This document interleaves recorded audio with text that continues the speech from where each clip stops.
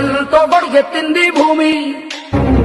ఇచ్చాడయ్యో స్వామి కొత్త రెక్కల్ని మొలకెత్తించే హామీ. వచ్చాడయ్యో స్వామి నింగి సుక్కలతో గొడుగెత్తింది భూమి. ఓ ఇచ్చాడయ్యో స్వామి కొత్త రెక్కల్ని మొలకెత్తించే హామీ. వర్షం కూడా పడతా ఉంది, శుభ సూచకం.